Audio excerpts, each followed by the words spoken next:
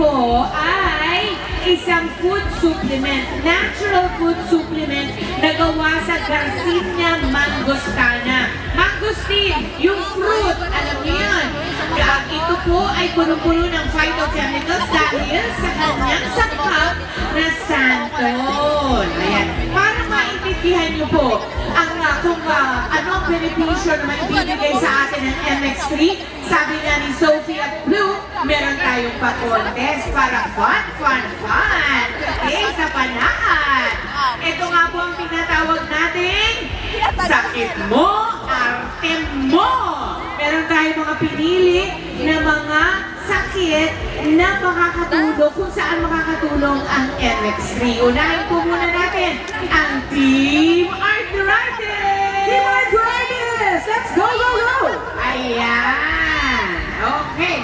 So, bago natin sila ipakilala, eto muna ang gagawin nila.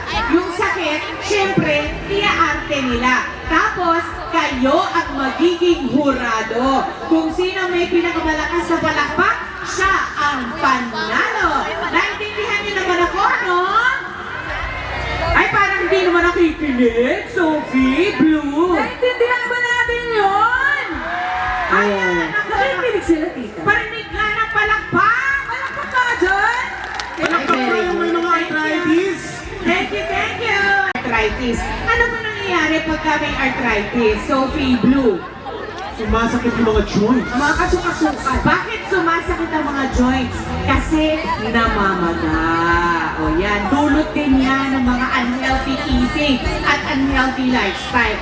Ang MX3 may anti-inflammatory factor. So, sa regular na pag-inom ng MX3, medyo huhupa ang makakatulong sa paghupa ng pamamaga. Kaya mag-MX3 araw-araw. Diet number 1, ang lifestyle. Kasi sa mga kinakain natin makolesterol, yung mga taba-taba na yan, nababarahan ang ating mga ugat. Okay? May antioxidant ang MX3, Sophie, Blue, nakakatulong para matunaw, natural na tunawin ang mga kolesterol na yan para hindi tayo magkaroon ng stroke at heart attack. Okay. Antioxidants. Antioxidants. Kanina anti-inflammatory, ngayon antioxidants. Sometimes it's an allergic reaction to something. Ngayon, infection ito.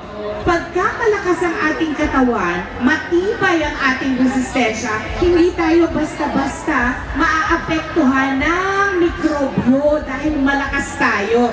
Yan ang MX3. May antioxidant properties para palakasin ang ating katawan dahil nililinis nito ang ating mga cells, ang ating mga tawag dito, nililinis ito ang ating sistema para maging matibay ang ating katawan laban sa mga mikrobyo.